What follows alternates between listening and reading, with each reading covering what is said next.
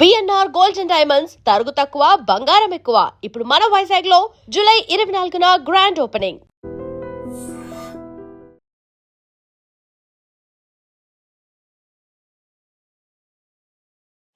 నమస్కారం, welcome to I dream. ధర్మ మార్గం విత్ విజిత కార్యక్రమానికి స్వాగతం.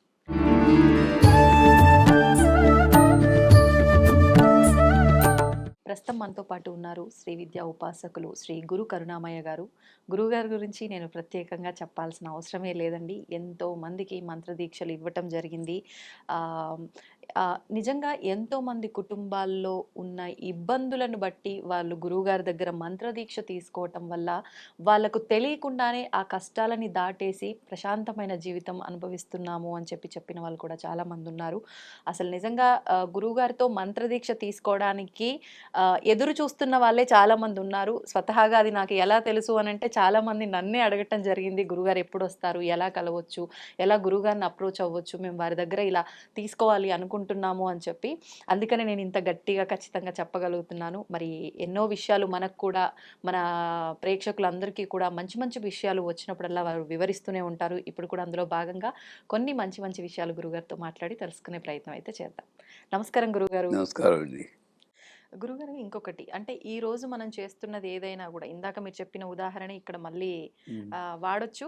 అంటే మీ నాన్నగారి విషయంలో మీ విషయంలో జరిగింది, మీ విషయంలో మీ అమ్మాయి విషయంలో జరిగింది అన్నారు. అంటే అది మనం చేస్తున్న ప్రతి పని కూడా రేపు మనకు ఉపయోగపడే విధంగా ఉండేటట్టు మార్చుకోవడం మన చేతుల్లో ఉంది అన్నారు. ఖచ్చితంగా ఉపయోగపడుతుంది అనే ఆశ ఉండొచ్చు అంటారా? నిజంగా అది ప్రతి విషయంలో అలా రిటర్న్ వస్తుందంటారా? అస్సలు ఉండకూడదు. వేదం ఏమని చెప్తుందంటే 5 ఏళ్ల వరకే నీ కొడుకు కూతురు నీ పిల్లలు, 5 ఏళ్ల తర్వాత నువ్వు హితుడివి అంటుంది. అందరూ మర్చిపోతున్నాం. 5 ఏళ్ల వరకే నీ కొడుకు కూతురు. అప్పుడేంటి అంతదాకా ఓ చీమ వెళ్తుంది అనుకోండి, చిన్నపిల్ల తప్పి కొట్టేస్తూ ఉంటాడు వాడు. అప్పుడు నువ్వు ఆపపోతే ఆ పాపం మనకి. వాళ్ళ రెస్పాన్సిబిలిటీ మీది. రెస్పాన్సిబిలిటీ అన్నది అక్కడ వస్తుంది. 5 ఏళ్ల తర్వాత వాళ్ళు పెరుగుతూ ఉంటారు. అమ్మ అది రెస్పాన్సిబిలిటీ, నీది డ్యూటీ. డ్యూటీలోకి వెళ్ళిపోతాం. అవును. వెళ్ళిపోయి వాళ్ళకి తిండి పెట్టడం, మంచి చెడు చెప్పాలి. కానీ వాడు వినాలి, విని తీరాలి, ఎక్స్పెక్ట్ చేసి వాడు నాకు గౌరవంగా చూడాలి, బాగా మంచి ఉత్తమోత్తముడు అయిపోవాలి. మనం అయ్యామా? చిన్నప్పుడు మనం ఎలా ఉంది మర్చిపోయామా? రై చాలా చదువుకోవాలి, రై 100 తెచ్చేయాలి, వీడు 40 తెచ్చుకుంటాడు. అవుతుందా? అది అవదు. అంచేత నేను ఎక్స్పెక్ట్ చేసి ప్రతిఫలాపేక్ష లేకుండానే చేయాలి. కానీ చెయ్యాలి. పిల్లల్ని పెంచబడంలో ప్రతిఫలాపేక్ష ఉండకూడదు. నువ్వు పెళ్లి చేసుకుంటారు, ఇట్ విల్ బి గుడ్. నా భర్త భార్య అనుకూలమైన భార్య, మంచి శ్రీరాముడు లాంటి భర్త దొరికితే మంచిది, అంతే. సంకల్పం ఉండాలి ఉండాలి ఉండాలి, వాడలా ఆయన అలా ఉండాలి, ఇలా అనుకుంటూ ప్రతిఫలంలో ప్రతిసారి ప్రతిఫలం చేస్తున్నందువల్లే మనకి గొడవలు వస్తున్నాయి. అంచేత పనిని అసలు ప్రతిఫలం మాట అటుంచండి, నేను చేస్తున్నాను అన్న భావన లేకుండా చేయమంటుంది గీత. ఏం చేసినా నేను నా చేత చేయించబడుతోంది, చేయించబడుతోంది. చేసేవాడు వాడు, చేయించబడిది ఈ శరీరంలో. నువ్వెవడు? చూసేవాడు, ద్రష్ట. ఇవి చూసేవాడికి ఇంకా ప్రతిఫలం మీద ఏం దృష్టి ఉంటుందండి? చూసేవాడు అంతే. అంటే చేసేవాడు వాడి ఆ బృహత్ కారణం ఏదో ఉంటుంది. ఏ కారణం? ఇప్పుడు తులసీదాస్ ఉన్నారండి, బాగా కాముకుడిగా ఉండేవారు ఆయన. మరి అప్పుడున్నప్పుడు ఆయన తులసీదాస్ అవుతాడని ఎవరైనా ఊహించారా? ఊహించారు. వాళ్ళ నాన్నగారు తులసీదాస్ అవ్వాలని పెంచారా? లేదే. ఓవర్ నైట్ అయిపోయారు. కాళిదాసు ఓవర్ నైట్ అయిపోయారు. అంగుళిమాళ్ళు ఓవర్ నైట్ అయిపోయారు. అంచేత ఏది కూడా మన జీవితంలో పెళ్ళైన పిల్లలు, ఆధ్యాత్మిక మాట అటుంచండి, అసలు పెళ్ళి పిల్లలు అవే. నేను ఏమీ ఎక్స్పెక్ట్ చేసి చేయకూడదు. తింటున్నాం అనుకోండి, అన్నం తింటున్నారు, రోజు నాకు బలం రావాలి, నా క్యాలరీస్ పెరగాలి, క్యాలరీస్ తగ్గాలి, ప్రోటీన్ పెరగాలి అనుకుంటూ తింటే ఏమన్నా ఎంజాయ్ చేయగలరా మీరు ఫుడ్ని? లేదు. నేను ఒకసారి బాస్టన్లో షుగర్ కొంచెం పెరిగిందంటే మా వాళ్ళందరూ డైటీషియన్ అంటే డైటీషియన్ తిడతారేమో చూసి డైటీషియన్ దగ్గరికి వెళ్ళమన్నారు. ఆ.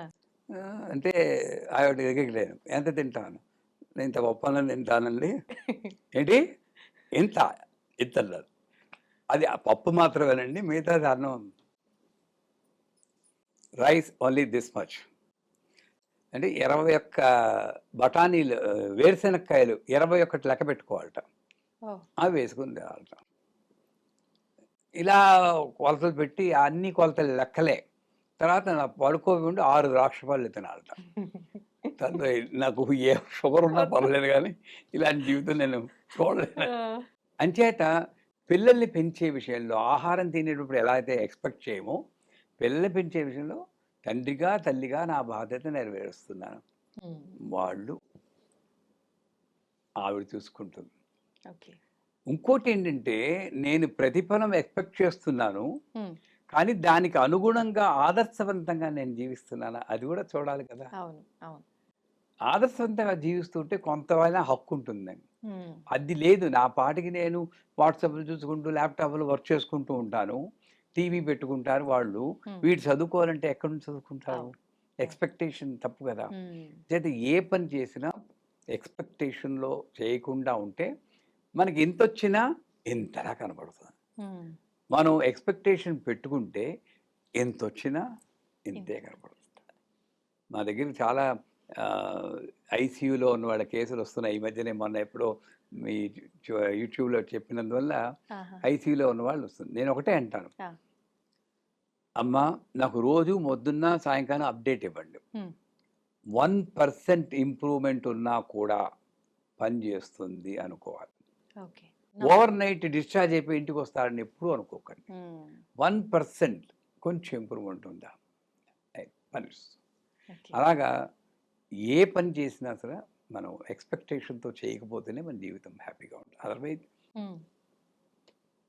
మీరు ఇది చెప్పిన తర్వాత నాకు ఒక క్వశ్చన్ అడగాలనిపించింది గురుగారు.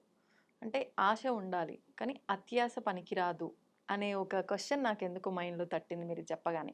అసలు ఏంటి ఆశ అంటే ఏంటి, అత్యాశ అంటే ఏంటి, ఏ విషయంలో ఇది వర్తిస్తుందంటారు? పాపము మహాపాపము. ఏం చేస్తే పాపం? ఆశ పాపము, అత్యాశ మహాపాపం. రెండు తప్పే, రెండు వద్దు. అసలు ఆశ ఉండకూడదమ్మా. జ్ఞానినాంపి చేతాంతి దేవీ భగవతీ సా బలాదాకృష్య మోహాయ. ఆశ ఇష్టం వేరు. ఇప్పుడు మీరు కట్టుకుని చీర ఉందనుకోండి, ఒక ఆవిడ చూస్తే చాలా బాగుంది, నాకు చాలా ఇష్టం, అంతవరకు పర్వాలేదు. నాకు కావాలి ఆయన అవతల వాళ్ళ లైఫ్ అయిపోయింది ఆ భర్త గారితో, ఇంకా అక్కడ నుంచి తిరుగుతూ ఉంటారు.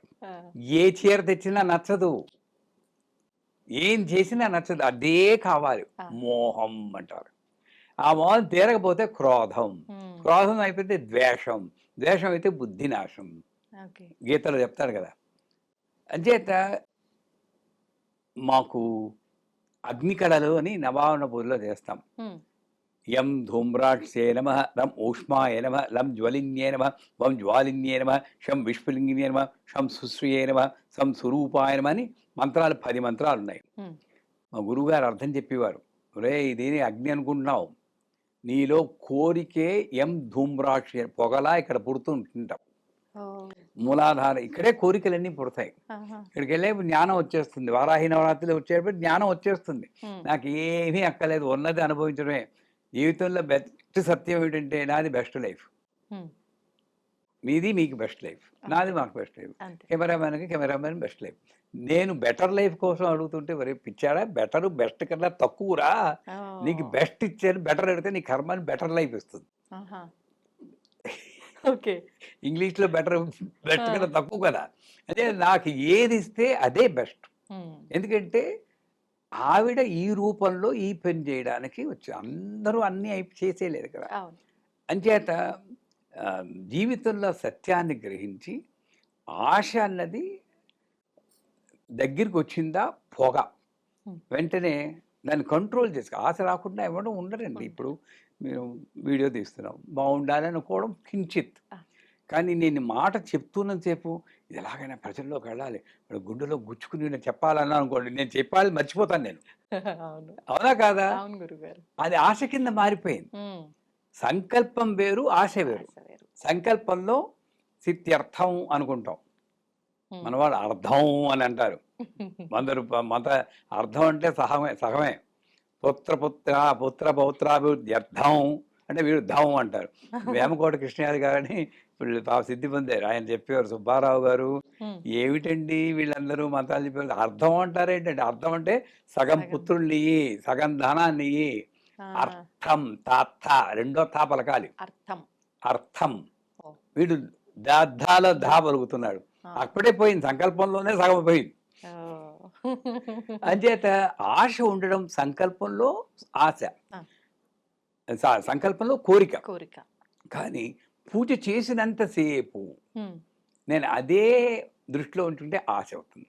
హ్మ్. సంకల్పము కోరికమై ఆశ అయిపోతుంది. ఆశ ఆశ. ఉండకూడదు. ఓకే. అత్యాశ అంటే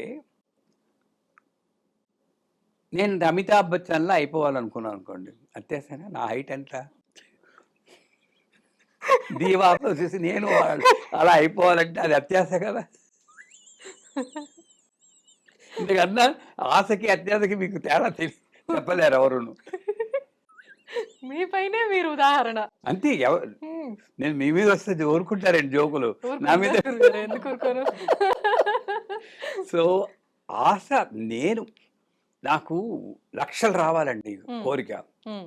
ఓకే, అది ఎప్పుడు అత్యాశ అవుతుందంటే, నేను ఆ లక్షలు రావడానికి ఏం ఉపాసన చేయాలో లక్ష్మీ మంత్రం చెప్పుకుని పొద్దున్న రాత్రి దాకా జపము, ఇందాక చెప్పాను జపము, తర్పణము, హోమము అన్నీ చేస్తూ ఉంటే చేస్తూ. ఆశ ఆశలాగే ఉండిపోతుంది. ఎప్పుడైనా నెరవేరచ్చు. హ్మ్. హ్మ్. నేను ఏమీ చెయ్యను. నా జీవితంలో పిల్లవాడికి చదువు నేర్పాల్సింది ఆవిడే, నా ఇల్లు చూసి పెట్టాల్సిన రియల్ ఎస్టేట్ ఏజెంటు ఆవిడే, హ్మ్. నా పిల్లకి మ్యారేజ్ చేయాల్సిన మ్యారేజ్ కన్సల్టెంట్ ఆవిడే. నేను మాత్రం నెట్ఫ్లిక్స్ చూసుకుంటూ కూర్చుంటాను. ఇది అత్యాశ. హ్మ్. ఒప్పుకుంటారా? ఒప్పుకుంటాం గురుగారు. ఇదే జరుగుతోంది ఇప్పుడు. ఇదే జరుగుతోంది. అవును. ఆశ ఉండడం పర్లేదు, సహజమే. హ్మ్. హ్మ్. దానికి నేను తగిన ప్రయత్నం నేను చేయాలి కదమ్మా. హ్మ్. అప్పుడు ఆశ కాస్త సంకల్పం నెరవేరుతుంది.